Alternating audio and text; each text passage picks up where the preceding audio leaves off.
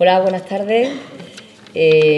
Bueno, hoy cerramos un ciclo, el ciclo de las actividades de la Cátedra Francisco Suárez para lo que es este trimestre y cerramos un ciclo pues por la puerta grande, porque no solamente por la temática que vamos a trabajar, que es sobre personas con necesidades especiales, sino con la persona que tengo el honor de compartir mesa, que es el profesor Carlos Villagrasa, que bueno, es un reputado jurista. En él confluyen pues todo aquello que es deseable en un jurista, en mi humilde opinión.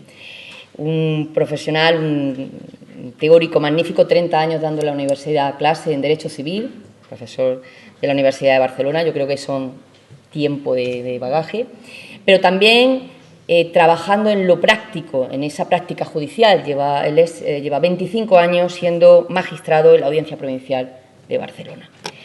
En fin, cuando la teoría y la práctica se unen, indiscutiblemente quien gana es el derecho y la ciudadanía. Él es una referencia a nivel jurídico en temas muy punteros, como el tema de la mediación, como el tema de la infancia y la adolescencia, la protección de la infancia y la adolescencia, que de hecho esta semana anterior hemos tenido aquí a la profesora Reyes y a la profesora Picontó, que nos han hablado del tema, y, cómo no, el tema de las personas con necesidades especiales, que a mí me parecía que es un tema fundamental que había que abordar, y desde la seriedad y la profesionalidad que da el conocimiento y la experiencia. Por lo tanto, en él se aúna esa parte teórica, esa parte profesional y ese compromiso social, que es la tercera pata, que a mí me parece fundamental en un jurista, y no en vano él desarrolla múltiples actividades en entidades no lucrativas, como por ejemplo él es patrono de la Fundación Tallers, dirigida a la integración social y laboral de personas con diversidad funcional y de capacidad mental. Él es patrono de la Fundación Roca Sastre, forma parte también de esa Comisión para la Igualdad de Derechos de los Nuevos Modelos de Familia y de la sección de Infancia y Adolescencia del Ilustre Colegio de la Abogacía de Barcelona, en el que además imparte formación. Y cuando se habla de máster en mediación familiar, máster en Derecho de Familia e Infancia de la Universidad de Barcelona, indiscutiblemente hay que pensar en él, porque lleva 20 años presidiendo la Asociación para la Defensa de los Derechos de la Infancia y Adolescencia y dirigiendo ese máster que es referencial, sin duda alguna, para aquella persona que quiera formarse al respecto. No puedo evitar mencionar también algo que me da muchísima envidia, y es cómo él salta a Latinoamérica para trasladar conocimiento. Y a veces lo comentábamos, a veces en condiciones mejores y a veces en condiciones menos mejores, que digamos así, ¿no? Y con agotamiento, porque son muchas horas de vuelo y llega un momento en que estás agotado. Pero a veces estos esfuerzos que se hacen desde el corazón y desde la conciencia jurídica tienen su reconocimiento, y no en vano él ha sido reconocido con, para mí, una de las máximas distinciones, que es el doctor honoris causa por varias universidades de Latinoamérica. No quiero dejar de mencionar la Universidad Nacional de Ucayali, o la Universidad Nacional de Cajamarca, o la Universidad Nacional Toribio Rodríguez de Mendoza de Amazonas, entre otras.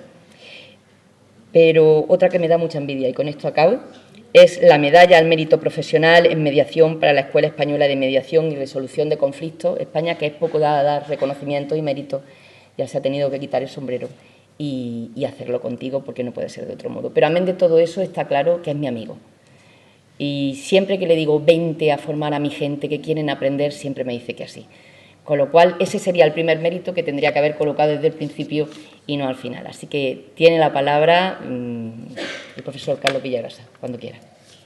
Muchísimas gracias. Bueno, como ven, eso es lo más importante. Somos amigos y hacemos universidad, porque lo importante en la universidad precisamente es que toda esa dedicación que tenemos lo transformamos en transferencia social y sobre todo en justicia social, en trabajar por mejorar la vida de mucha gente y sobre todo de aquellos colectivos que están en situación de, yo no diría de vulnerabilidad, porque es más de vulneración, y por eso me gusta mucho el tema que se ha elegido, de vulneración de derechos, y en el ámbito en el que tenemos que apostar, y ahí nos unimos, ¿no? Somos un grupo ya consistente de profesorado que estamos ahí trabajando codo con codo, y quiero agradecer especialmente a la autora Juana María Gil Ruiz que haya contado conmigo con esta oportunidad de poder reflexionar y poder compartir, porque me gustaría que esta sesión pudiésemos compartir también inquietudes, dudas sobre un tema no solo de máxima actualidad, sino de máxima transformación en paradigmas, en modelos, en mentalidad social en definitiva. Lo que estudiábamos hasta hace un par de años sobre la capacidad de obrar ha saltado por los aires, sobre las tutelas. Ya no habrá nunca más tutelas para personas mayores de edad. Sobre la incapacitación, que tuvimos que cambiarle el nombre con modificación judicial de la capacidad, ha quedado desterrado. Estamos en un verdadero tsunami jurídico positivo por fin, porque es el avance de una historia pues vergonzante en el pasado, la historia de los manicomios, de la ocultación, de la vergüenza para muchas familias cuando tenían una persona con discapacidad. Y estamos en la era de la inclusión, de la dignidad, del respeto a los derechos. Y ahí nos queda mucho por hacer. De hecho, entre esas tantas cosas que hacemos, y además de la Universidad de Barcelona, desde hace 31 años, hace 27 años que coordino un centro de la UNED en Santa Coloma de Gramenet, que me da mucha satisfacción porque es un alumnado muy motivado también, el que estudia por la UNED y le hacemos las tutorías, pero nuestro centro en Santa Coloma de Gramenet está dentro de un recinto, de un antiguo manicomio, un centro de salud mental. Se sigue llamando el manicomio en Santa Coloma de Gramenet. En Barcelona tenemos dos principales, Sant Boi y Santa Coloma, y que la apuesta era pues irlo transformando. Es un sitio muy bonito porque estaba alejado de la ciudad. Como yo nací allí, pues era el lugar de cuando en mi infancia hablaban de situaciones extrañas, ¿no? En aquel lugar tan cerrado que nadie conocía y que me decían, oh, y hay gente con 3 cabezas, con 4 piernas, cerrados en los sótanos. Y claro, el niño se lo cree y era un sitio aterrador. Cuando llegas allí, hombre, es curioso, ¿no? Porque te rompe muchos esquemas. Había un señor muy mayor que me pedía dinero pues, y me enteré que ahí te pedían dinero, tabaco, y gente que estaba allí que ya cambiaba el modelo, empezaba a ser un modelo abierto, veías a la gente, hablabas con ella, y había un señor que se me acercó y después me dijeron que era el arropiero, que era un señor que falleció allí en Santa Coloma de Gramenet, que había sido un asesino en serie y que había matado muchas personas en su vida, y que uno lo busca por internet y puede ver su vida, porque es una vida pues triste, pero donde el tema de la salud mental es determinante, como es tan relevante y desconocido para nosotros, ¿no? Verlo de cerca, vi otras personas que me di cuenta que nadie está libre de caer en esa situación y que necesitemos atención sobre todo emocional, atención a situaciones que nos pueden pasar en cualquier momento, desde depresiones a trastornos, adicciones, en las que necesitamos una ayuda concreta. Tuve mucha suerte porque en Andorra, además de la Ley de Infancia y Adolescencia que aprobaron en 2019 y que la hicimos con los niños, niñas y adolescentes, les gustó tanto que me pidieron una adaptación de su normativa en cuanto a las personas con discapacidad. Y fue pionera, antes que la ley española, en cambiar las estructuras legales, y ahora estamos trabajando en este momento en otra ley, que es una ley de accesibilidad universal. Y lo estamos haciendo con las entidades de personas con discapacidad, de familiares, de todo tipo.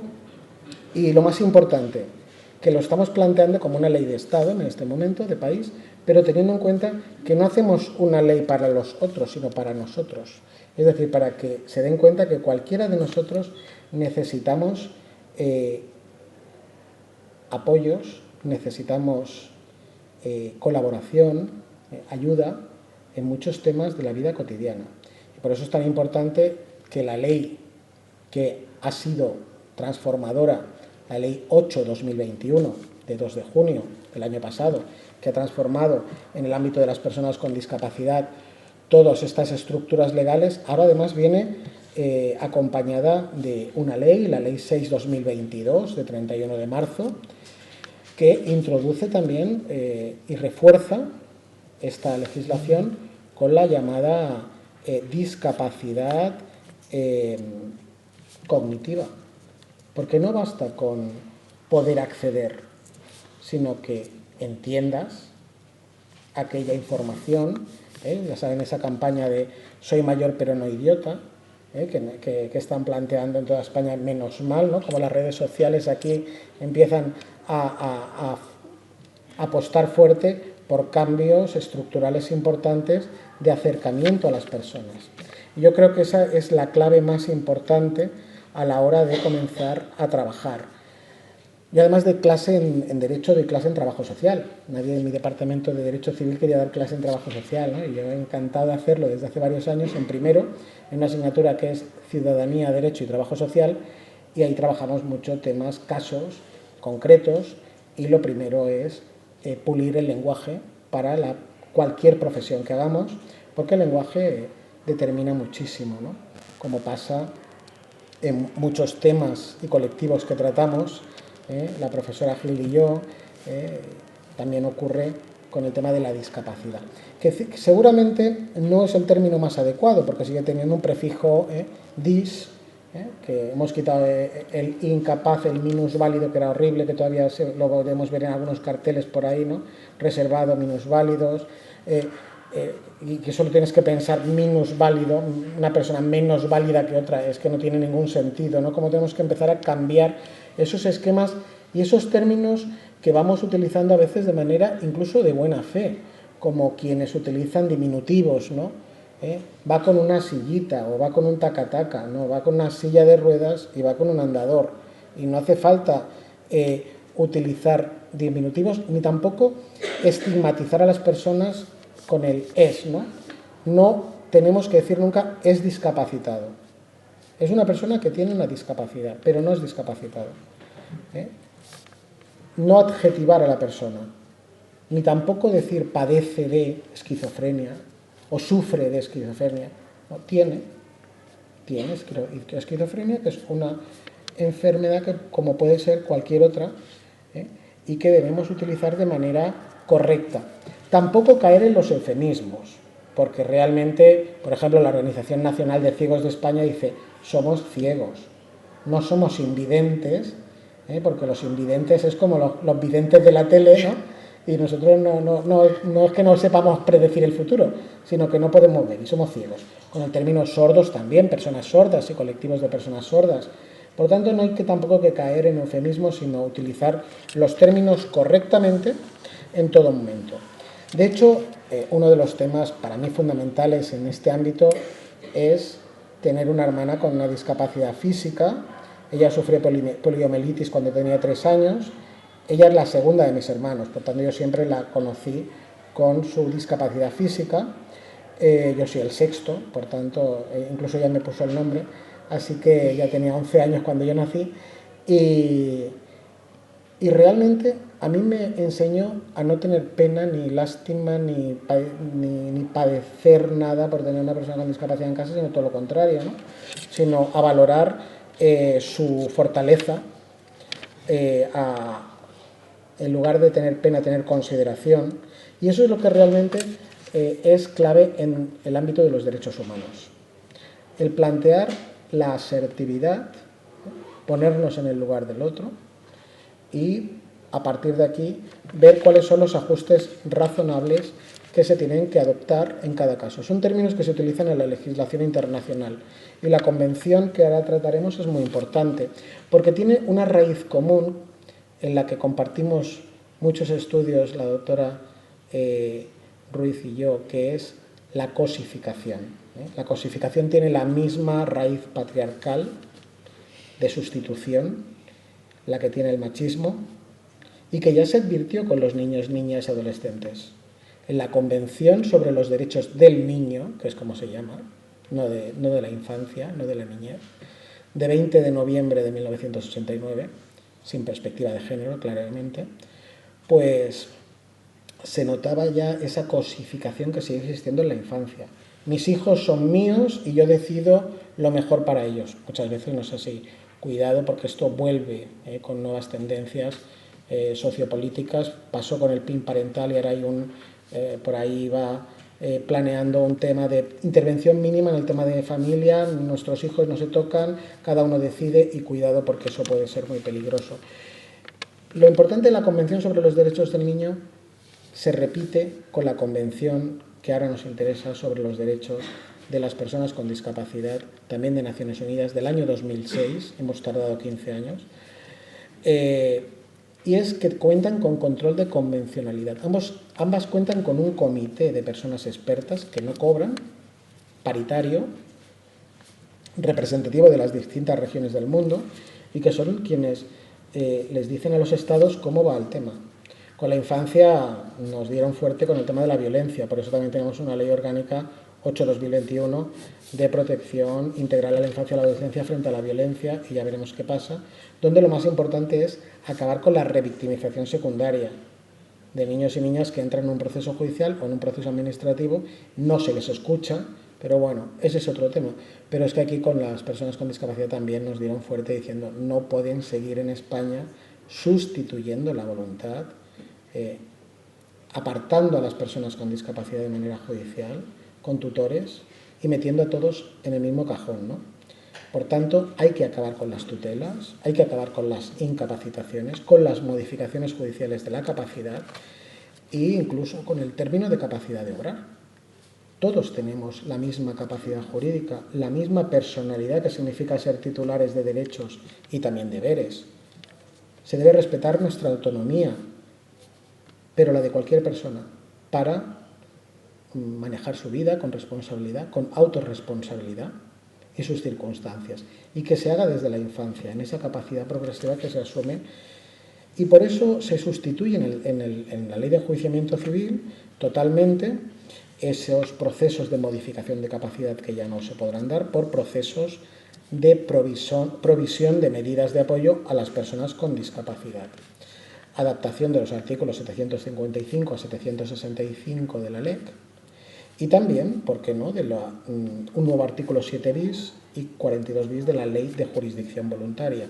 De hecho, entra en vigor esta ley el 3 de septiembre de 2021 y se nos da un año a instancia de parte, pero 3 si no se ha promovido a instancia de parte de oficio, y si no, a través de intervención de la Fiscalía, para cambiar todas las situaciones que hay en España de tutelas de personas mayores de edad y considerar cuáles son las medidas que necesita esa persona concreta de apoyo para su autonomía e incluso superación, viendo cada caso y planteando principios tan importantes como la igualdad de oportunidades, como la libertad personal, como el interés superior, igual que para la infancia, pues el interés superior de la persona que necesita esos apoyos, ¿no?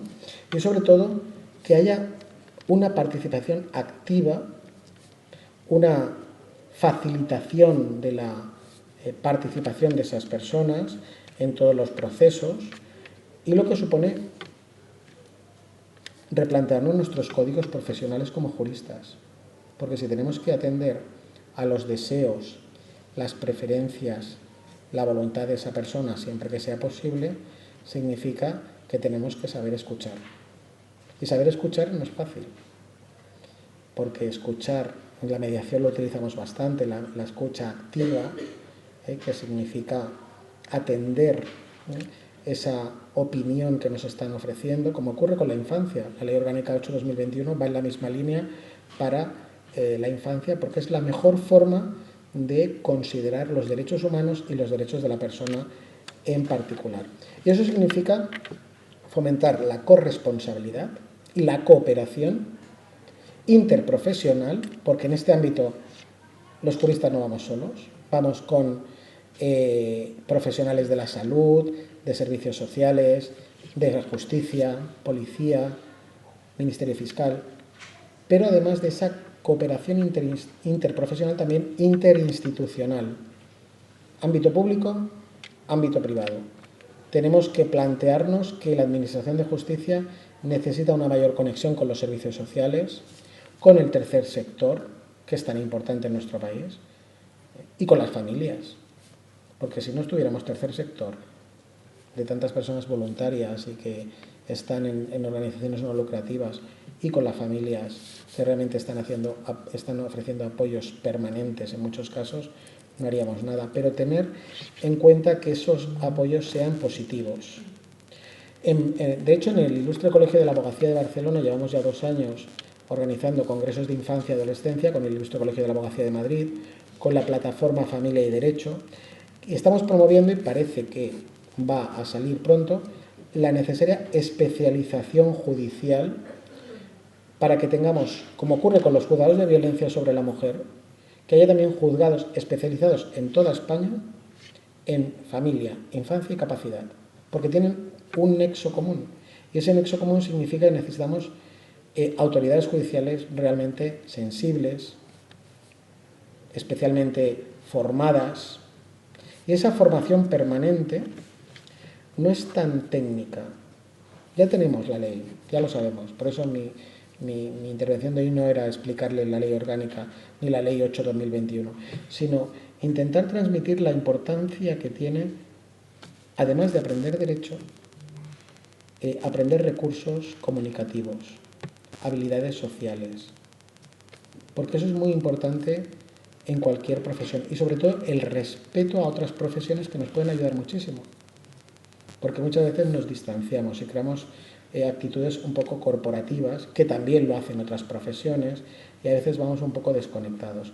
Cuando a mí me tocó trabajar en la Ley Catalana de Infancia, la Ley 14/2010, en el año 2010, se dio el caso tristísimo de una niña que falleció por la violencia desatada por el compañero sentimental de su madre, simplemente porque habían cambiado de municipio y no habían detectado que esa niña estaba en una situación de alto riesgo.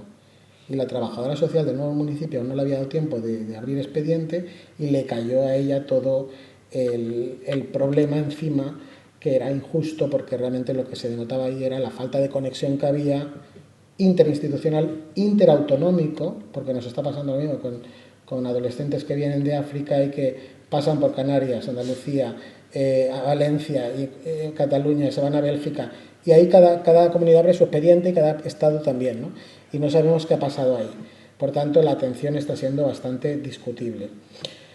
Esta ley 8/2021, lo que vengo a decir un poco es que es una ley pedagógica, una ley que nos da muchas oportunidades para la mediación, que también va a tener un gran alcance a partir de ahora, con 2 proyectos de ley que ya aprobados por el Gobierno en el tema de eficiencia procesal. No puede ser que los juzgados estén como están, en todos los sentidos, en tiempo, en costes, pero no solo económicos, sino también emocionales, por la falta de inmediación y la falta de atención. La justicia es un servicio público, y como servicio público lo tenemos que reforzar directamente, teniendo en cuenta la situación en la que se encuentran personas con discapacidad.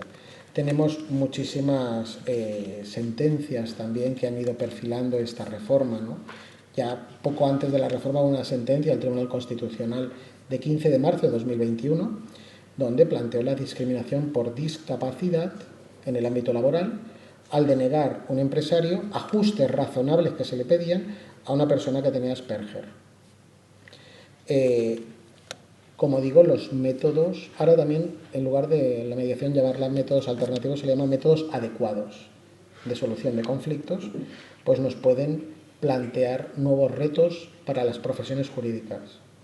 Podemos pasar a ser personas facilitadoras, coordinadoras de parentalidad o coordinadoras familiares, con conocimientos jurídicos, promotoras y muchas más profesiones enlazadas con la Agenda 2030 de la Justicia, que estamos a medio camino, han pasado 7 años, nos quedan 7 todavía por ver si construimos esa finalidad de una justicia más humana, ¿no?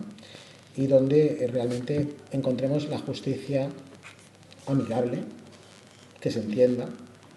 La justicia terapéutica es muy importante, la justicia restaurativa. Hemos estado hablando también antes de lo importante que es cambiar penas y sanciones por responsabilidad. En definitiva, una justicia más cercana, donde, como ven, no se trata solo de cuestiones técnico-jurídicas, sino también sociojurídicas. Y donde es muy importante también la conexión entre derecho y educación, justicia y formación en valores en este ámbito. que esa educación sea realmente inclusiva. Claro, ahora, mañana, pasado mañana, me voy a Cartagena de Indias, a Colombia, con una profesora de pedagogía, nos vamos juntos para tratar la protección de la infancia frente a la violencia en un país con muchas dificultades, ¿no? De hecho, en Cartagena acaban de matar a uno y mi familia decía que no me deja ir, pero yo voy. Y vamos a ir a trabajar porque ahí es un lugar donde hay que trabajar mucho en prevención de la violencia. Y esta profesora me decía, la de pedagogía, Karma Panchón, que me decía lo importante que es la conexión entre la justicia, entendida como conocimiento de los propios derechos desde la infancia, pero también conocimiento del ejercicio responsable, de las vías de exigibilidad. Ver cómo evitar la violencia a través de lo que el derecho nos permite, ¿no?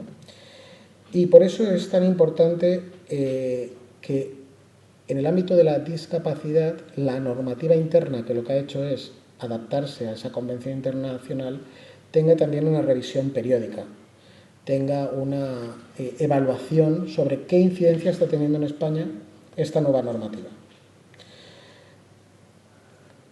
También tenemos una sentencia del TJUE, del Tribunal de Justicia de la Unión Europea, de 21 de octubre de 2021, ya más algo posterior a esta ley española, donde determina, por ejemplo, que una persona ciega pueda formar parte del jurado en un juicio penal, porque hasta entonces estaba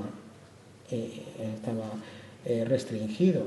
Y eso va contra la Directiva 2078 y la Convención de la que estamos hablando del año 2006, porque es una discriminación por discapacidad que no tiene sentido, porque vamos arrastrando normas que con los nuevos medios tecnológicos no tienen ningún sentido. Y por tanto, se trata precisamente de dar un paso más en nuestra intervención profesional como juristas en saber intervenir y sobre todo prevenir situaciones de discriminación. Este es un ciclo de discriminación y derechos humanos. Y nuestra labor no es solo ir después a toro pasado, sino poder comenzar a escuchar con la mirada, que no es fácil, con los ojos. Las miradas dicen mucho de los niños, de las personas que han sufrido abusos. Y intentar conocer y seleccionar buenas prácticas, técnicas, experiencias internacionales de éxito y ver cómo las traeríamos aquí. Por ejemplo, en mediación contra el acoso escolar hay varios métodos que trabajamos, uno es islandés, otro es finlandés, da igual, pero tenemos que saber cómo lo adaptamos a nuestro contexto, ¿no? Y cómo podemos, sobre todo, plantear la importancia de la atención precoz en el ámbito de la discapacidad. Es más fácil construir infancias fuertes con una intervención prematura que no reparar personas adultas rotas porque no se ha sabido actuar a tiempo. La pandemia además nos ha puesto sobre la mesa muchos temas, como por ejemplo el índice de ideación suicida o de suicidios o de autolisis. Ha crecido un 250% según el Ilustre Colegio de Psicología de Madrid. Por tanto, eso significa que tenemos que empezar a atender a los vínculos sociales, familiares, vínculos de apoyo, de protección. Es muy importante en el ámbito de la discapacidad la relevancia que tienen las funciones cognitivas en la propia identidad, en la autoestima, y cómo desde la infancia, y especialmente en personas con discapacidad, se atienden a las necesidades afectivas del cerebro, del sistema neuronal, y cómo intervenir ante los primeros episodios. Y ahí es donde se encuentra la verdadera prevención en la salud, en temas de adicciones, de trastornos de cualquier tipo, problemas de salud mental. De hecho, el 10% de niños, niñas y adolescentes presentan problemas de salud mental, actual o potencial, en un informe que estamos trabajando en el Estado andorrano, y hay que replantear todo el tema de la discapacidad desde la atención a los derechos, a la vulneración de los derechos, pero también desde el aspecto positivo de lo que significa la inclusión, la integración, desde la asertividad.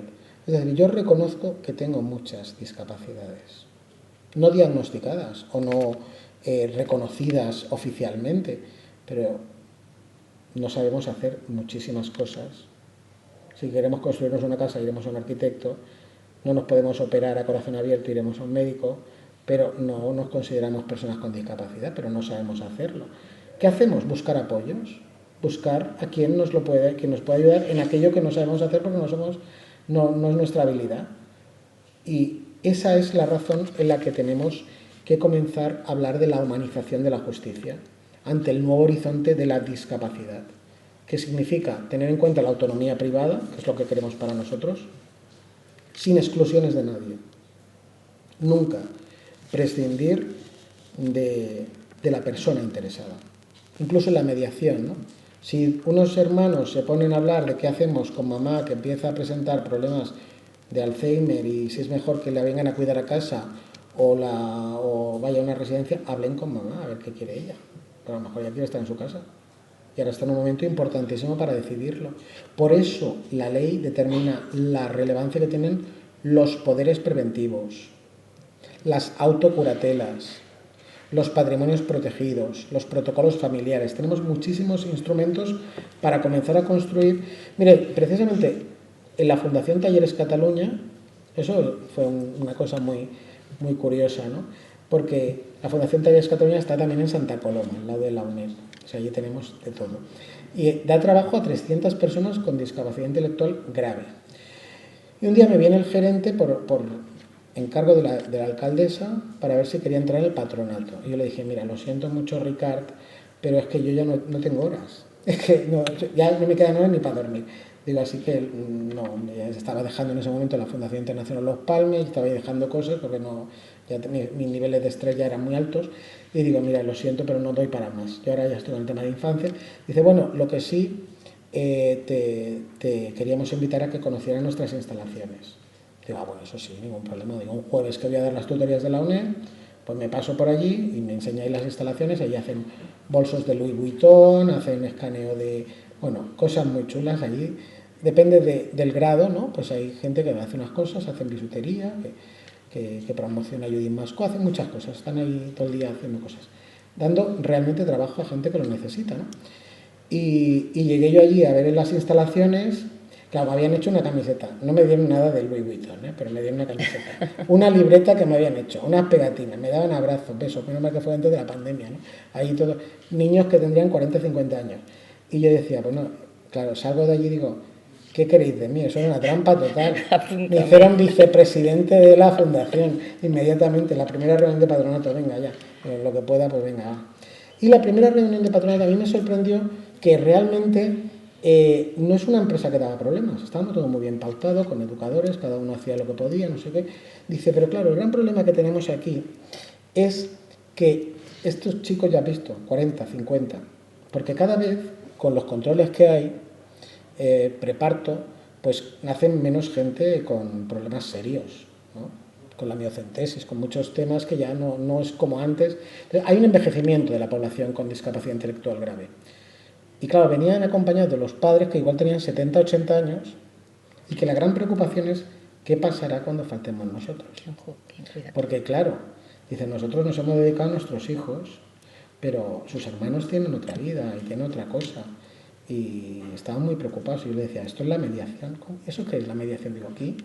Yo en ese momento estaba en un máster de mediación dirigiendo y le digo, vamos a poner 2 voluntarios de mediación a hacer las prácticas del máster, un chico y una chica, a ver qué os parece, y que hablen con las familias, hagan una reunión con la familia para gestionar esa preocupación que tienen. Pues no solo es una maravilla, sino que ya están en plantilla, ambos, y encantadísimos, y con mucho trabajo, y las familias están encantadas.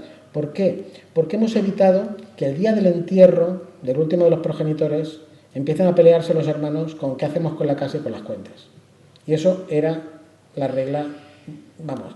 Y tú eres tonto porque tú eres siempre, sobre todo los cuñados y las cuñadas, participan mucho en eso. Es que tú eres el tonto de la familia, tu hermano que, es que claro, ya lo han cuidado tus padres, ahora que se dedica a la administración, es que la casa es de todos, por ley aquí nos corresponde, si no se vende. Claro, que al final vamos a servicios sociales. Sin embargo, si eso lo hemos anticipado y han llegado toda la familia a un acuerdo, ¿qué hacemos? Pues yo prefiero ceder mi parte. No, yo vengo a cuidar. Pues yo vengo, vale, o vivimos con él, ya está. Me queda acordado. Y vamos incluso a firmarlo en acta de mediación ante notario, que no cuesta nada, cuesta 30 euros además, y queda como muy formal. Hemos evitado un problema y esos padres descansan tranquilos, porque ya saben, dicen, qué bien, lo hemos resuelto y ya no vamos a tener problema, ya estamos tranquilos porque todo hemos dejado. O creamos un fondo, un patrimonio protegido, hay muchas posibilidades. De hecho, contar con la propia persona, que la mayoría de estas personas pueden perfectamente decir quién quieren, qué quieren y cómo quieren. Y por tanto, ahí está el tema de la autocuratela, que la autocuratela no es solo decidir quién te gustaría que te cuidara, sino también quién te gustaría que no te cuidara. Puede ser negativa, es decir, yo no quiero a esta que me llevo muy mal, y vamos a ver por qué y por qué no. Claro, eso es muy importante y las 3 sentencias del Supremo del año 2021 que han seguido a la ley, la primera fue de 8 de septiembre, la segunda de 19 de octubre y la tercera de 21 de diciembre, van en esta línea.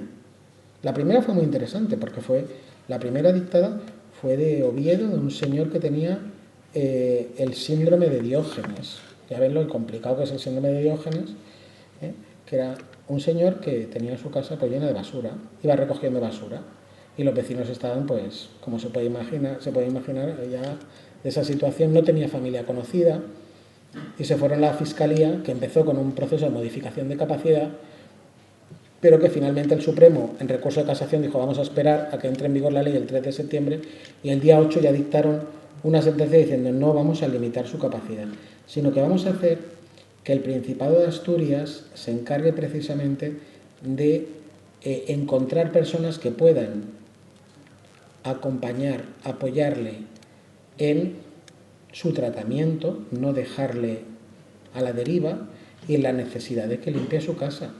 Porque este señor, claro, no tenía problemas de autogobierno. Él hablaba con la juez y le decía en primera instancia, dice, no, es que son un poco tiquismiquis mis vecinos, porque yo lo único que hago es recoger basura, pero gracias a que recojo basura yo tengo 130.000 euros ahorrados y 2 pisos. Porque claro, no gasto. Claro, tenía él su razonamiento. Entonces, claro, pero él no era consciente de que tenía un problema de salud. Y por tanto, teníamos que buscar la medida, no sustituirle, sino acompañarle para que quien venga a limpiar la casa pues sea la persona de su confianza, la empresa de su confianza, y solo en el caso extremo pues podamos decidir que entre una empresa, ¿no?, que puede pagar a condicionar esa vivienda, porque no significa dejarle a la deriva, sino además intentar que llegue a la autonomía mediante el tratamiento adecuado. Yo recuerdo una alumna de mediación que me vino un día y me dice, he llegado a un acuerdo fantástico en una comunidad de propietarios con una persona con Diógenes, porque bueno, era una persona fantástica, tenía gatos, tenía basura, pero me ha dicho y lo ha firmado que lo limpiara todo. Ese acuerdo es que no tiene ningún sentido. Yo decía, ¿tú te crees que ese acuerdo realmente es viable, por mucho que lo tengas? Ni firmado por notario. Ese acuerdo no tiene ninguna... Por tanto, aquí tenemos que ir a la justicia terapéutica. Tenemos que comprobar las leyes y las sentencias no bastan en esta materia, en este ámbito, ni en el de familia. Todo lo que son ámbitos personales, tenemos que acompañar la ley y la sentencia con otros medios paralegales que realmente nos puedan ayudar a la finalidad última, que es que esas personas vivan mejor y que realmente puedan seguir con un bienestar, porque el café para todos no funciona, como ocurría con las tutelas. Aquí ahora hemos cambiado con esta ley al ropero, ¿no?, de los trajes a medida, porque precisamente la igualdad se basa en eso, ¿no?, se basa en el respeto de la diversidad. el respeto de la pluralidad. Todos somos distintos, distintas, y por tanto cada persona tiene que, desde un núcleo que significa el respeto a los demás, ser respetado en sus decisiones personales y por tanto que se sientan en el bienestar, en la satisfacción, que se sientan con autoestima y consideración en sus relaciones familiares y sociales. Esa es un poco la clave que tenemos que trabajar en esta materia. A mí me gustó mucho esta sentencia, ¿no?, donde habla del principio del interés superior. Me la he traído además porque dice, en el caso de Diógenes, dice, no intervenir en estos casos bajo la excusa del respeto a la voluntad manifestada en contra de la persona afectada, que dice que no está enferma, que son manías del resto, sería una crueldad social. Porque abandonar a su desgracia a quien por efecto directo, en este caso un trastorno mental, no es consciente del proceso de degradación personal que sufre, en el fondo, la provisión del apoyo en estos casos es verdad que encierra un juicio de valor, de que si esta persona no estuviera afectada por ese trastorno psicológico, estaría de acuerdo en evitar o en paliar esa degradación personal. Por tanto, aquí tenemos que seguir muy de cerca que no haya influencias indebidas, que no haya conflicto de intereses y reforzar frente a lo que significa o significaba la tutela, que queda desterrada porque significa sustituir a esa persona, por la curatela, que significa una atención, una asistencia continuada, o lo que llamabas la curatela impropia, ¿no? Por eso hemos podido rescatar esa institución del derecho romano que viene precisamente a atender a esa persona en sus situaciones. O la guarda, de hecho, que también lo aplicamos en el ámbito de la infancia y la adolescencia, porque a lo mejor un niño que no está con sus progenitores no está en una situación de desamparo si realmente hay quien le cuida, por ejemplo la abuela, porque los progenitores, uno está en Canarias y la otra está en Alemania haciendo un máster, y si está con la abuela, ese niño no está en situación de desamparo, aunque podamos objetivamente en la ley decir, no, es que este niño no está en sus referentes parentales, da igual, pero está en guarda de hecho por su abuela, no está en situación de desamparo. Y eso también lo podemos encontrar con personas con discapacidad, que realmente estén bien atendidas, y ver cómo se calibra esa guarda de hecho, para que no haya influencias indebidas y no haya abusos, en definitiva. O personas que van a ejercer como defensoras judiciales, que pueden ser personas especialistas, juristas, personas facilitadoras, personas asesoras, personas que lo que van a hacer es evitar influencias indebidas en un caso puntual. Un caso puntual, una defensora judicial. Un caso ya que necesita más permanencia, porque hay quien dice, hombre, es que esto que dices está muy bien, de atender a las voluntades, a los deseos, pero hay gente que está muy mal, o gente que está a lo mejor entubada.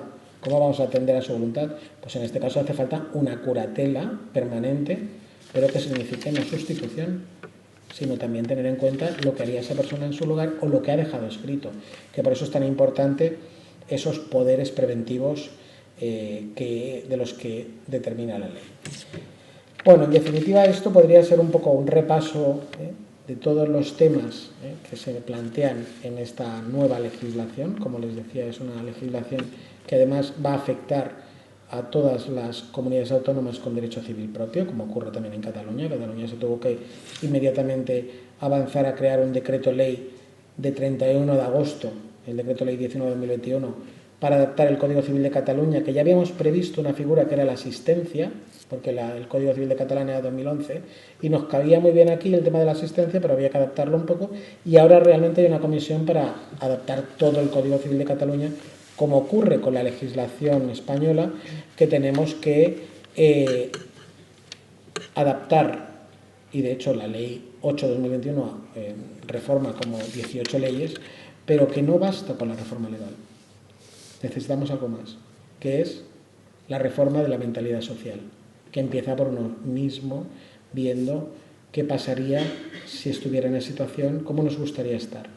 Y de esa manera podemos trabajar mejor por la felicidad del resto y que además supone una gran satisfacción en nuestro trabajo profesional. Así que muchas gracias.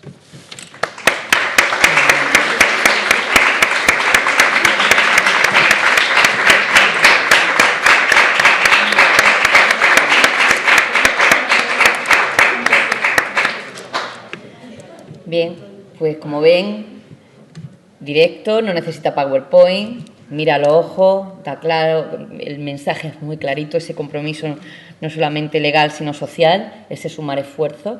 Y bueno, ahora les cedemos la palabra a ustedes para preguntas o comentarios que tengan que hacer al respecto. Me gustaría, alguna pregunta al menos, que rompa el hielo. He visto interés, muchas gracias. Qué bien.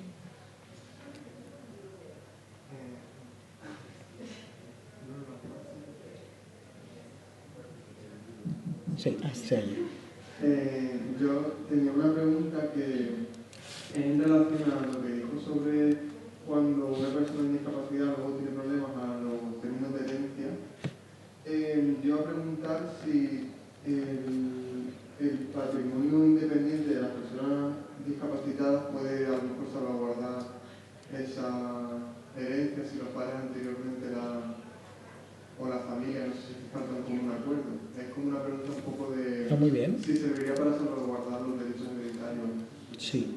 De hecho, miren, yo llevo, como bien ha dicho la profesora, 27 años de magistrado en la Audiencia Provincial.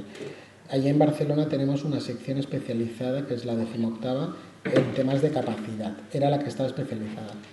Y lleva capacidad e infancia. Pues de estos 27 años que llevo de magistrado, ahora estoy en la sección primera, que es civil general, pero donde peor lo he pasado, y mira que me gustan estos temas, pero es en familia y en capacidad. Porque teníamos que ir a explorar a la persona, los 3 magistrados. Muchas veces podían traerla, pero otras veces no, teníamos que ir a donde estaba, ¿no? Cogíamos un coche, un taxi, íbamos allí donde estuviera, o con el coche de uno de nosotros. Las condiciones en las que vive mucha gente es tremenda, y cómo están es deplorable.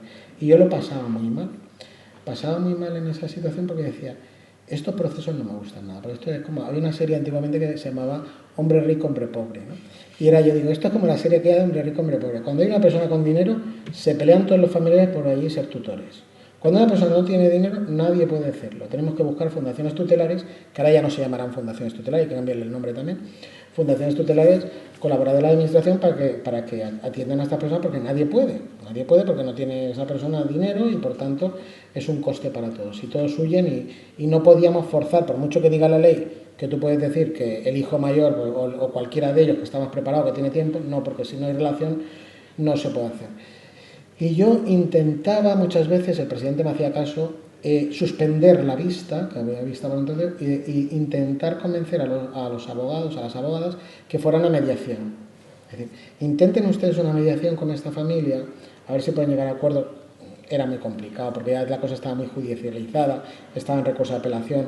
Pero yo decía, qué interesante es para nosotros cuando nos viene en un proceso de aquellos de modificación de capacidad un acuerdo familiar, que se ha juntado a la familia y nos dice, mire, que en vez de que le toque, porque siempre pasaba lo mismo, a la hija soltera, que normalmente era la hija, o divorciada, le tocaba quedarse con los padres en la casa y a cuidar de ellos, y luego era una parte más en la herencia. Luego venían todos los hermanos a cobrar su parte como si, ¿no?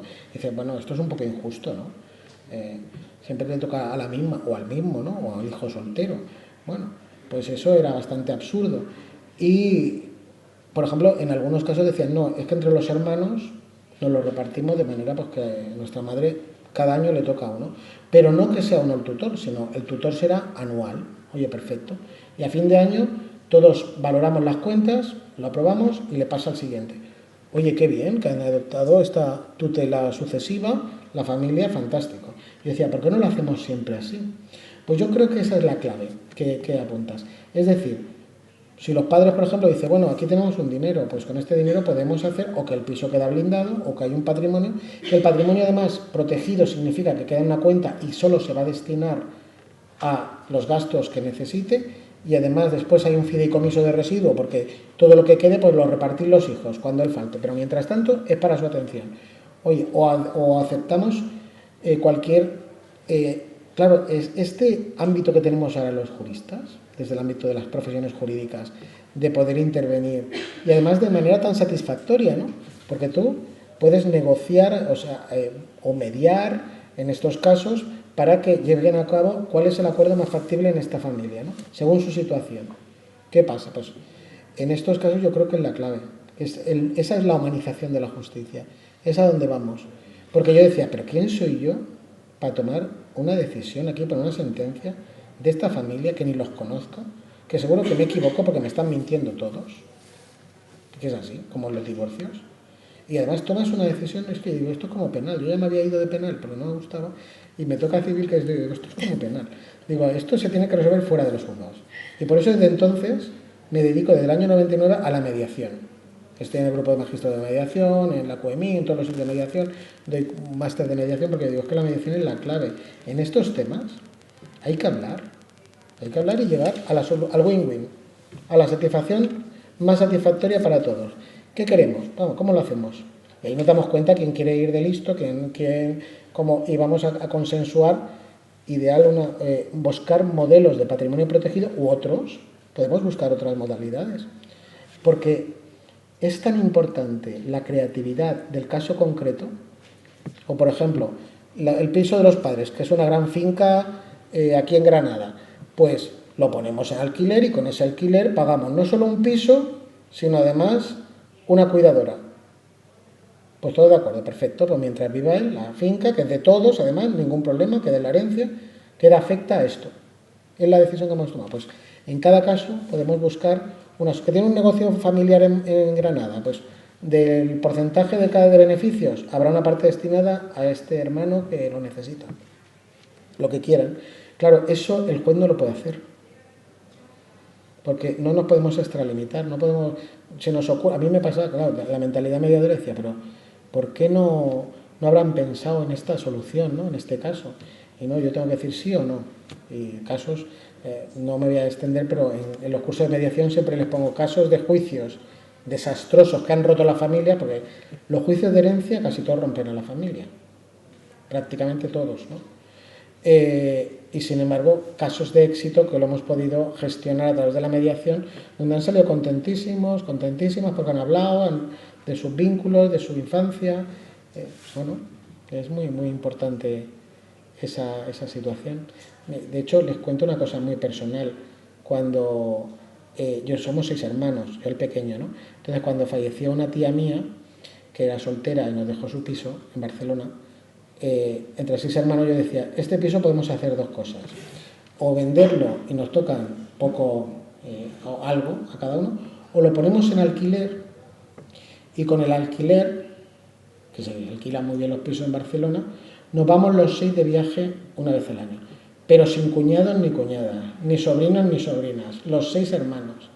Y entonces es una magia, porque cada año nos vamos a un país europeo, los 6 con una furgoneta, y nos lo pasamos muy bien, claro, porque nos acordamos de cuando éramos pequeños y ahí nos reímos muchísimo, y eso une mucho, porque mis padres ya no viven, y eso es como mantener la esencia de la familia directa, y es una técnica mediadora fantástica que se puede hacer desde esa perspectiva. Lo otro hubiera sido, pues eso, nada, pelearnos para los gastos y demás. Sí. Más cosas. Muchas gracias.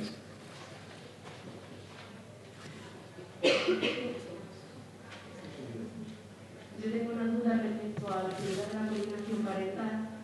Pues aquí se ha planteado como una medida que ayudará, igual que la mediación, pero sin embargo en el Congreso de Violencia Institucional de Género se presentó como una figura un poco abstracta que influía peor, no daba ventajas, no beneficiaba, sino que hacía todo lo contrario. Entonces era mi duda, porque ya no sé por qué lado era. No, y tienes mucha razón, y es que es un debate muy interesante el que planteas, porque la mediación o la coordinación de parentalidad la tenemos que trabajar con mucho cuidado de que no se convierta en una medida facilitadora de la violencia. Y por tanto hay que ir con, primero, garantías de equilibrio, que eso no es fácil, y profesionalidad máxima para que cumpla con sus funciones comunicativas, de respeto y de asertividad, que no es muy fácil. Lo de la coordinación de parentalidad no deja de ser un parche. que hemos puesto para intentar evitar que los juzgados de familia sigan colapsados con lo que llamamos familias de alto conflicto. Aquellas que no se comunican y que están todas las semanas por estupideces o no estupideces, porque lo pasan muy mal, pero quienes peores lo pasan son los hijos y las hijas en el juzgado. Que si me lo ha traído tarde, que si me lo ha traído sucio, que si no fue a buscarlo al colegio, todo eso a través del juzgado, cada semana. Entonces, claro, ya tenemos casos en los que hemos visto el niño de 2 años, ya tiene 16, ya conocemos, como ya le preguntamos, ¿no?, de cómo le va el colegio, porque ya lo conocemos de toda la vida, ¿no?, porque ha pasado su vida en el juzgado. Eso no puede ser. Pero claro, ¿qué ha pasado aquí? Que poner un profesional externo, una profesional que es la coordinadora de parentalidad, es no reconocer la falta de habilidades parentales que hay. Es decir, todo esto que estamos haciendo de mediación familiar, de coordinación de parentalidad, son pantallas para no aceptar el problema de inequidad y de violencia estructural que hay sobre la mujer, sobre la madre y sobre la mujer. Y como no le queremos poner, y sobre los hijos y las hijas también, y como no le queremos poner remedio real, pues estamos poniendo parches a través de figuras profesionales, porque el fin está en la escuela de madres y padres. El fin está en habilidades parentales de respeto a la pareja y a los hijos, evitar la cosificación. Pero yo digo, ¿qué está pasando con las AFAS, ¿no?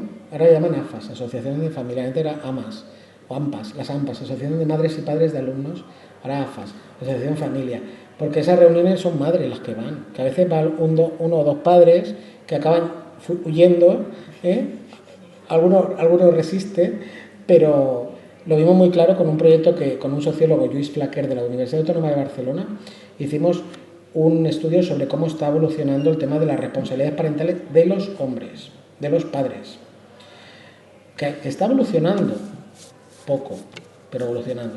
¿Qué hacíamos? Pues las personas que tenían que hacer las encuestas iban a los colegios, a ver si encontraban a padres llevando a los niños al colegio. Claro, desesperado porque decía, hay muchas madres, pero abuelas, abuelos, cuidadoras, más que cuidadores. Y a veces encontramos algún padre, allí directos. Usted, mira, que trae el niño al colegio. Pues todo eran excusas, ¿no? La mayoría. Pocos eran los que decían, no, claro, yo me responsabilizo de este tema. Es lo mío. No, es que mi trabajo me permite traer al niño porque mi mujer entra antes a trabajar. O me he quedado en paro, y como me he quedado en paro, pues me toca traer al niño, claro. ¿Qué remedio tengo? Hasta que encuentre trabajo, a ver si encuentro trabajo pronto, porque esto no me corresponde. Como ha pasado con las bajas de paternidad, ¿no?, y maternidad. Por tanto, el cambio es cómo obligamos a que los padres vayan a la escuela. Obligarles. Es que es muy difícil, ¿no? Y deberían, para aprender a ser maridos y padres. Claro, pero obligados a ir. Y encima que garanticemos, no que vienen allá a escuchar un rollo, no. Que nos garantizamos de que asumen y asimilan que su actitud debe ser de respeto a sus hijos, a sus hijas, a la decisión, a comunicarse, lo que decíamos de hablar con las miradas, mirar, sentarse, a la pareja.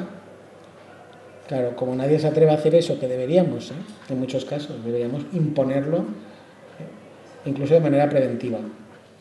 Sí, y es verdad, en mediación, en todo lo que lleva a través de la mediación, son mujeres, en trabajo social, son mujeres, en justicia.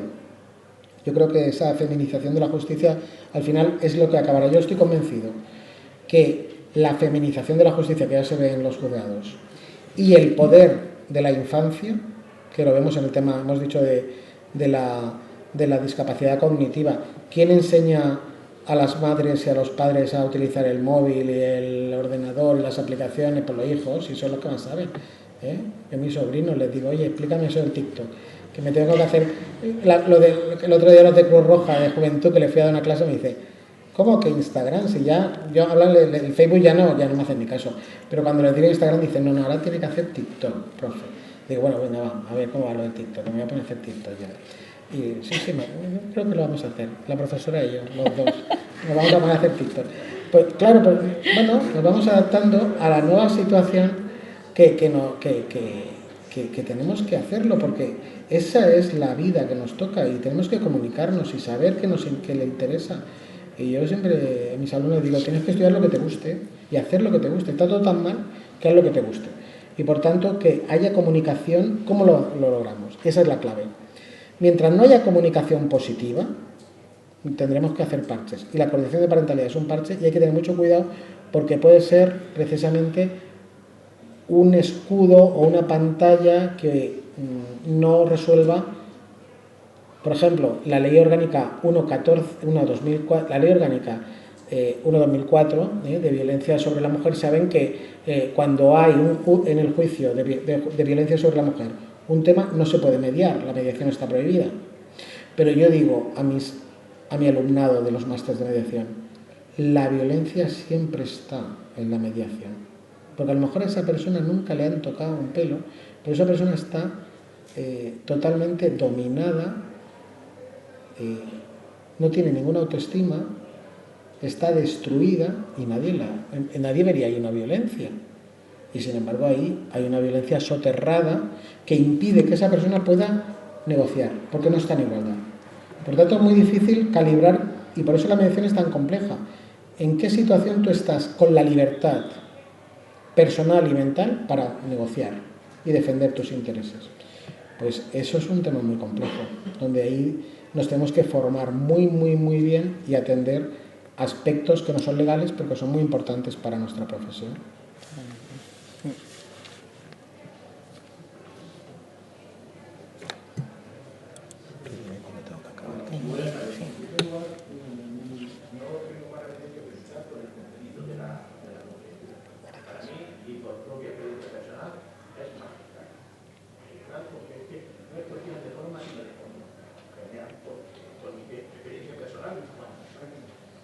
En segundo lugar, creo que un factor importante es los efectos colaterales que tiene cualquier grado de discapacidad. Tienen efectos colaterales que se producen efectos que nada tienen que ver con el origen por el cual se le concede esa incapacidad. Un efecto colateral. Estoy haciendo puntualizaciones, simplemente. Otro punto es Feli, acérquese el micro porque si no, no lo pueden grabar. Muy bien, gracias. Hablan ustedes de la posible reforma jurisdiccional, especialización, etc. Pero en ámbito educativo vamos a trasladarnos a fases anteriores, bien vía universitaria, vía judicial, vía conferencias de rectores de la Universidad de la Facultad de Derecho, que se vaya sentando, porque empezar a entejar la casa por el tejado de la reforma jurisdiccional hay que buscar anteriormente. Y luego también a una alternativa que usted ha tocado con respecto a las posibles soluciones de las personas que ya se jubilan, tienen discapacidades, etcétera, es que también hay una falta de información, una serie de productos financieros que ahora se están empezando a ver en España y en Estados Unidos, en la famosa mi compañero aquí posiblemente no tenga noticias, que es una figura que se llama la hipoteca inversa. La hipoteca inversa es una figura que yo profesionalmente la he defendido y la he implantado mientras que se podía, porque tampoco era fácil encontrarla porque no había entidades financieras que la cogieran. Ahora están haciendo una publicidad también grandiosa en la televisión de unas cosas que no tienen nada que ver con las particularidades de ese producto financiero. Simplemente eso es lo que quería. Muy interesante las tres, porque nos está planteando esta intervención, primero, efectos colaterales. Eso es muy importante porque se está refiriendo a la victimización secundaria. Yo ahora en Croacia, la semana pasada, estuve con una entidad, estuvimos en un encuentro de justicia restaurativa, y una entidad que se llama Ambit, que es valenciana, que era la que me invitaba a ir, y que se dedica al tema de atención a personas privadas de libertad con discapacidad intelectual. Y lo más importante es que muchas personas han sido condenadas en un juicio penal sin saber nada ni por qué, porque nadie ha detectado que tenían una discapacidad intelectual. Y los han condenado, los han metido en prisión, y cuando han estado en prisión se han dado cuenta que aquella persona tenía una discapacidad intelectual. Y que si se hubiera llevado bien el juicio hubiera sido un imputable, pero como no se ha llevado bien y nadie se ha dado cuenta, hasta que está condenado, pues ahí están tratándola en la prisión, y eso no es un caso aislado, se dan muchos casos así, ¿no? Donde ha fallado lo preventivo. Un tratamiento en ese momento, en esos primeros episodios, en lugar de condenarle a la prisión, en definitiva, que no vamos a conseguir nada con esa situación. La otra situación, efectivamente, la reforma no es solo judicial, efectivamente. Aunque sí que es importante que la justicia empiece a recuperar ese servicio público que es, porque ha quedado muy cuestionado, igual que la salud y la educación. Por tanto, son los tres pilares de nuestro sistema democrático que han quedado muy dañados con la pandemia, y por tanto tenemos que reforzarlos, y lo hemos visto lo importante que son. Si tenemos salud, educación y justicia, tenemos mucho ganado en nuestro sistema de seguridad. De hecho, eso que me decía la profesora, que muchas veces voy a Latinoamérica, lo que más valoran de nuestro país es que no te maten por la calle para quitarte el móvil. Y eso pasa allí. Allí no puedes sacar el móvil en la calle, ni sacarlo del bolsillo, porque realmente te arriesgas, ¿no? Entonces, eso es algo que no lo valoramos muchas veces, y que realmente tenemos que reforzar bien, que no se pierda esta seguridad en todos los sentidos, ¿no? Y la otra razón que nos planteaba, y es muy importante, el tema de la hipoteca inversa o la renta vitalicia o modelos financieros que pueden ser adaptados con mucha información. Cuidado, la transparencia es muy importante. Yo ahora lo que más me he dedicado es a devolver dinero a la gente que la han engañado en las entidades bancarias, porque realmente ha habido unos abusos tremendos, ¿no? Con cláusulas suelo, con subordinadas, tremendo, ¿no? Y que realmente, pues eso, hay que acabar con esa situación, y por eso hay que utilizar personas facilitadoras para que la persona decida. Y les voy a explicar un caso real de una persona con discapacidad, una persona mayor, que ya tenía problemas iniciales, que vivía en una casa fantástica pero con muy poco dinero, porque tenía una pensión de viudedad, una señora, y que los dos hijos pues no se podían hacer cargo de ella. Uno era abogado y el otro era empresario, pero los dos estaban pasando muy mala época según ellos y no podían dedicarse a la madre, ¿no? Y se intentó una mediación, porque claro, esta señora con el patrimonio de la casa ya no daba para tener más ayudas, y claro, los hijos se enzarzaron en: uno quería que fuera una residencia la madre y vender la casa, el otro quería y el otro quería que los servicios sociales se hicieran cargo, en definitiva, porque a los dos les iba muy mal económicamente. Y hubo una información después de una de las sesiones por parte de esta señora, de una vecina, que era la hipoteca inversa, y que llegó ella a la sesión y dijo: que me he enterado yo que tenemos esto de la hipoteca inversa. No, era una renta vitalicia que por la casa a la señora le daban 6.000 euros al mes. Pero eso sí, cuando falleciese, la entidad que le daba 6.000 euros al mes se quedaba la casa. Una casa fantástica, por cierto. Y claro, los hijos dijeron: uy, no, es que claro, perdemos la casa. Dice: no, pero si con esto ya yo tengo que irme a tienda, con 6.000 euros ya podemos poner un par de personas por la mañana y por la noche. Bueno, pues llegaron al acuerdo de que uno de los hijos pagaba una persona por la mañana y la otra el otro por la noche, y los fines de semana se turnaban. Uno ve claramente cuál es la finalidad aquí. Es que yo mismo hubiera puesto 6.000 euros. En la condición que estaba esa señora y la edad que tenía por aquella casa, yo ya los pongo. Porque el beneficio estaba claro para la empresa de la renta vitalicia. Habían hecho muy bien las cuentas y los hijos se dieron cuenta. Claro, uno desde fuera dice: está claro cuáles son los intereses aquí. Pero, ¿cuál es la solución? ¿Cuál es la respuesta? Pues que conseguíamos un acuerdo satisfactorio para todos. Porque incluso la señora venía contentísima diciéndole a la vecina: mira, yo no me voy a quedar sin casa. Yo no necesito una renta vitalicia porque mis hijos me van a poner una enfermera cada uno. Dice: y además me vienen a ver los fines de semana. Se van turnando uno y el otro. O sea, lo mío mucho mejor que lo tuyo. Lógicamente. Y encima tendrán su casa. Ya de pronto le iban bien las cosas. Claro, todo fue bien. Es que, claro, imagina, hicieron un esfuerzo, claro, sí, vamos a hacer un esfuerzo porque esto, claro. Y además decían: no, hombre, porque es la casa de nuestra infancia, donde hemos crecido, perderíamos nuestra casa. Claro, pues vale, pues mira, tenéis la opción de mantener vuestra casa. Pues para esas cosas va muy bien la mediación. Porque claro, Si a mí me viene, judicialmente habían dos opciones aquí, en aquel momento, o la modificación judicial de la capacidad, la incapacitación de la mujer, para que hicieran lo que quisieran con ella, como tutores, e incluso ingresarla, o que ella pidiera una pensión de alimentos judicialmente a los hijos, que ella no estaba dispuesta a llevarlos a juicio a sus hijos, porque eran sus hijos. Y por tanto no iba a llevarlos a juicio para pedirles una pensión de alimentos. Por tanto, era muy inviable la vía judicial. Sin embargo, la creatividad, las opciones, pues te pueden llevar a soluciones satisfactorias para todo el mundo. Y yo creo que vale la pena insistir en esas modalidades que realmente nos pueden dar muchas respuestas, imaginación, información. Por eso el principio de transparencia es tan importante. Para ese tema, sobre todo hay que tener conciencia financiera y fiscal. Sí, sí, por supuesto. Que es muy importante. Cosa que no se tiene. Si en un divorcio lo más importante es eso, los temas fiscales. Lo que pasa es que la gente no lo piensa. Usted, me imagino que habrá oído las personas mayores, algo más mayores que yo todavía, cuando te dicen que no le dejes el dinero, tú en vida no le dejes nada. Efectivamente. Sí, sí, así es. No sé si hay alguna pregunta. Allá, al fondo, muy bien, muchas gracias. Se llama Esteban. Bueno, decir una duda sobre, un poco relacionado con lo que has dicho, ¿no?, de la capacidad jurídica, ¿no?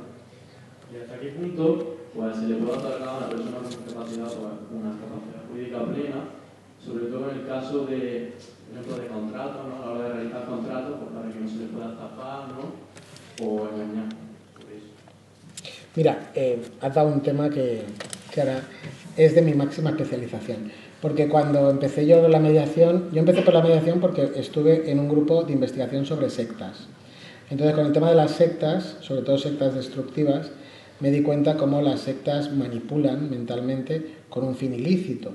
Y en la mediación podíamos utilizar algunas técnicas sectarias con un fin lícito y positivo. Que en definitiva, por ejemplo, una secta lo que te hace también es mostrar interés por tu vida, aunque les importa muy poco tu vida, pero mostrar interés. Te llaman por tu nombre también. Entonces, eso en la mediación lo tenemos que hacer. Llamar por el nombre, mostrar interés, entender qué te pasa, aunque no estemos de acuerdo. Entender no significa estar de acuerdo, pero tenemos que entender tu situación. Pues eso me ayudó muchísimo. Y lo decía porque en el tema de la capacidad jurídica, que ahora es para todos, y por tanto tenemos que ajustarnos a cada caso, la lógica hace mucho. Es decir, que un niño tenga capacidad jurídica significa que hay cosas que puede comprar y cosas que no puede comprar. Y eso siempre lo hemos visto. Antes pasaba lo mismo y no le íbamos a denegar a un niño que se gastara €1 en golosinas, ¿no?, en la tienda. No le íbamos a pedir ahí que viniera acompañado ni que firmara un contrato. Sin embargo, que el niño venga a comprarse un coche con 7 años, pues no es muy normal, ¿no? Eso no cuadra. Por tanto, ahí ya vemos que no puede ser. Por tanto, aquí tendrán muchas veces que actuar los notarios por un lado, o las notarias, ¿no?, los fedatarios públicos, pero también ver cuándo nos encontramos con influencias indebidas. Pero el tema de las influencias indebidas y las estafas no solo se producen en personas con discapacidad, porque después de las sectas yo ahora me estoy dedicando al tema de las estafas emocionales, eso el del Tinder y esas cosas, ¿no?, lo del Netflix, y construyendo Ana y todas estas series, ¿no?, que están tan de moda ahora, y que también tenemos muchos casos por España de cómo hay personas que dan dinero, pues eso, a quien creen que es su pareja, o las estafan emocionalmente con otros fines, ¿no? Y cómo puedes caer en esa situación sin tener ningún tipo de discapacidad. Por eso muchas veces hablamos de las personas con discapacidad como si fueran ajenos a nuestra situación, cuando a nosotros nos pueden a veces engañar más que a muchas personas con discapacidad, o niños, que dicen, mira, a mí no me encuentro rollo, eso no es normal. Y dice, pero ¿cómo puede ser que esa persona haya caído en eso? Por tanto, las influencias, de hecho en el proyecto de investigación de las sectas, que fue promovido por un profesor que lo pasó muy mal con su pareja, que entró en una secta, pues nos dimos cuenta que era muy difícil intervenir desde el ámbito jurídico y judicial, porque son personas con plena capacidad, que deciden lo que quieren hacer con su vida, y es como la monja de clausura que se mete en el convento. Pues si una persona quiere meterse en una secta, pues ¿quién le va a decir que no, si externamente te está diciendo qué es lo que quiere hacer con su vida, ¿no? Entonces tenemos que ir mucho más allá Y esto es como aquello de Al Capone, ¿no? Que donde podemos atacar a las sectas es en el cobro desmesurado por los servicios que prestan. Por ejemplo, un curso de inteligencia emocional no te puede costar 500.000 euros impartido por una persona que no tiene formación, o unos masajes ayurvédicos no te pueden salir a 10.000 euros cada masaje. Por tanto, aquí hay que atacar por esa situación de competencia, de ver los precios si son razonables o no, como ocurre con los servicios financieros, como ocurre con los productos que te ofrecen, si realmente te han dado la información precisa y tienen un coste razonable de mercado. Y por ahí se pueden atacar muchas sectas, porque lo que buscan las sectas es el enriquecimiento desmesurado o la utilización de esa persona, o el proxenetismo muchas veces, que son temas ilícitos, pero no podemos ir a la víctima o al adepto o a la persona adepta, porque realmente esa persona te está diciendo qué es lo que quiere de su vida, que ha encontrado su verdadera familia, que su familia no la quiere, porque la técnica es apartarle de su familia y de sus amigos, y que ha encontrado ahí su vida, y por tanto ahí es donde tenemos que intervenir. Entonces, en el tema de las influencias indebidas es todo un tema en el que tendremos que trabajar, de la misma manera que la violencia física está muy bien calibrada en los protocolos, pero muchas veces la violencia emocional no lo está tanto. Los baremos ahí son difíciles, ¿no? Como por ejemplo la violencia puede haber sido la falta de atención que te han dado de pequeño, o una sobreprotección, o una alimentación indebida, y que son otros tipos de violencia que es muy difícil atacar, ¿no? Y por tanto ahí es donde tenemos que trabajar en la capacidad jurídica. Ahora hemos dicho, claro, es que antes era muy fácil, decíamos capacidad jurídica todas las personas, pero capacidad de obrar a partir de los 18 la plena, y luego la podemos limitar, y la podemos, pero esos conceptos no nos serán útiles. Ahora tenemos que ir al caso concreto y evitar que aquella persona tenga o no tenga discapacidad, porque igual no le pasa a una persona con discapacidad, te pasa a ti o me pasa a mí, y nos sentimos estafados, y esa estafa también hay que perseguirla, con independencia de la discapacidad.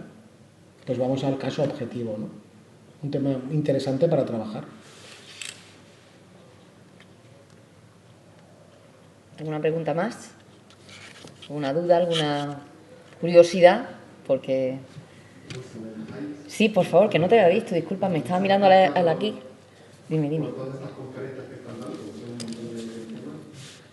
Si no recuerdo mal, no estoy equivocado, creo que el año pasado, el anterior, en Argentina, se aprueba una ley para obligar a la judicatura a escribir las sentencias de tal forma que la persona que la reciba tenga, o sea, escribirlas de acuerdo a la capacidad cognitiva de la persona, ¿no? No sentencias como las que tenemos aquí, sino una persona, cualquier persona, que pueda entender. ¿Crees que sea posible hacer algo aquí en estas sentencias que puedan ser entendidas por la persona? Vamos en esa línea, pero es muy difícil, ¿eh? Piensen lo complicado que sería explicar temas de derecho para que los entiendan un niño de 4 años. Pero lo podemos conseguir. Y a veces nos lo explican ellos mejor que nosotros a ellos. Lo entienden muy rápido. Por tanto, sí que es verdad que lo que se llama el lenguaje amigable o lenguaje amable en ámbito de justicia es muy importante. Pensad que eso parecía una utopía con el tema de los médicos. Los médicos, antiguamente, te explicaban la enfermedad con su lenguaje y nadie se enteraba de nada. Ahora están obligados a que el consentimiento informado que tú tienes que dar para someterte a una intervención, por ejemplo, venga precedido de una explicación inteligible. Y te lo hacen así, te ponen un dibujito y te explican. Y además lo entienden muy bien, lo que te van a hacer, las consecuencias que tienen. ¿Por qué? Porque han tenido tantos problemas de responsabilidad médica y tantas indemnizaciones que han dicho, no, esto hay que cambiarlo. Entonces, en el ámbito de la justicia, es verdad que estamos ahora en un campo de voluntarismo también, de vocación, ¿no? Pero que cada vez se da más. Es decir, yo lo he dicho en la charla, lo difícil que es salir de nuestro código profesional, pues estamos acostumbrados pues a hablar con personas que con determinado público, o clientela, y cómo te vas a poner a mediar con niños, o cómo vas a hablar con personas con discapacidad y que te entiendan. Tienes que cambiar tu forma tienes que adaptarte, ¿no? Tienes que saber Que eso en la mediación es lo que hacemos, adaptarte a las personas mediadas. Entonces, es un esfuerzo importante, pero yo creo que sí que vamos en esa línea de lenguaje amable, amigable. De hecho, yo ahora tengo 2 cursos del Consejo General del Poder Judicial, uno en Madrid y otro en Las Palmas de Gran Canaria, que es la interacción entre médicos y jueces, profesionales de la salud y autoridades judiciales en la atención de niños, niñas y adolescentes que han sufrido abusos sexuales. Y se han llenado, o sea, es que ha sido, vamos, ahí hay una lista de espera enorme, dice, bueno, vamos a tener que hacer más de 2 porque es que todo el mundo quiere y ver cómo funciona y realmente hay mucho interés que antes no hubiera existido por estos temas de infancia y adolescencia. Empecé a dirigir el máster en Derecho de Familia e Infancia de la Universidad de Barcelona en el año 97 y me acuerdo que en mi departamento había un catedrático que me decía, esto aquí no tiene recorrido, o sea, temas de infancia en el ámbito del derecho no interesa nada. De hecho, los temas de infancia no se dan prácticamente en el programa, no da ni tiempo de explicarlo. Oye, pues tenemos lista de espera cada año, ¿no? Y eso es muy importante y de todo el mundo. Y eso está creando ahí una... Bueno, de hecho, quienes me quieran seguir en Facebook, que lo tengo abierto y hasta por Google, yo publico, no solo publico que vengo aquí, TikTok de momento, ¿no? Pero Facebook falta sí. poco. Y en Facebook lo que hago ahora es publicar todo lo que hacemos. Aparte de esto de Cartagena de Indias, que será un precongreso mundial por los derechos de la infancia y la adolescencia, se llama precongreso mundial porque ya vamos rumbo al 9º congreso mundial por los derechos de la infancia y la adolescencia, que será en Córdoba, Argentina, y por tanto el anterior, que fue en 2018, fue en Málaga. Hemos ido por todo el mundo desde el año 2003. Y estos congresos los hacemos con niños, niñas, adolescentes y profesionales, académicos, académicas, instituciones, autoridades, y son los propios niños, niñas, adolescentes quienes nos marcan los temas que quieren que tratemos en el siguiente Congreso Mundial. Pues ahora en Córdoba, Argentina, quieren que tratemos justicia restaurativa, prevención de la violencia, muchos temas muy relacionados con el ámbito de la justicia y de esa justicia amigable que quieren que se imponga internacionalmente. Por tanto, es un movimiento global en el que si no pueden venir a Córdoba, Argentina en noviembre, que es un tema muy interesante, pues que sepan que tendremos precongresos mundiales aquí, porque además hay un grupo importante de profesoras, no solo en Granada, sino también en Almería, en Sevilla, en Málaga, que están trabajando, que van a venir a Córdoba, Argentina, y que están trabajando en estos temas, y por tanto tendremos precongresos mundiales por aquí. La idea última es aprender justicia amigable, en definitiva, la humanización de la justicia. Es otro esquema, no tiene nada que ver con lo que hemos estudiado. Y realmente se agradece porque se comparten muchas inquietudes. Yo creo que sí. Y ya están saliendo los ejemplos. Se ha creado el primer juzgado para niños en Las Palmas de Gran Canaria, para niños y niñas. A mí el modelo no me gusta, pero bueno, es especialización porque han querido juntar justicia juvenil con protección, y yo creo que son temas muy distintos. Sí. Pero bueno, pero ya hay sensibilidad en este tema, y es un ejemplo, ¿no? En mediación también hay ejemplos muy interesantes. Por tanto, yo creo que sí que vamos en ese camino, pero es un camino en el que tenemos que contribuir en conjunto. Bueno, pues yo creo que ya lo del derecho a la vida del profesor vamos a manejar. De todas maneras, luego te explotaré. Dice, lo sé. Bueno, para mí es un placer y un honor haberte lo pasa muy bien, compartir mesa contigo. Creo que el foro que está aquí, mi alumnado, casi todo el mundo hoy está muy feliz de haberte escuchado. No, estamos muy enamorados, ¿eh? No sí, sé, sí, es si verdad. Lo sabéis, de siempre. Desde que nos encontramos. Sí, es verdad. Y bueno, pues te emplazamos a que vengas próximamente, ¿vale? Y gracias por compartir con nosotros y nosotras tu inquietud, tu compromiso, tu seguir creciendo en una cabeza que no para de pensar y de trasladar, pues eso, ilusión por el trabajo. Yo gracias por todo lo que he aprendido hoy. Me llevo muchas lecciones y espero que estemos en contacto para lo que necesiten. Por supuesto que sí.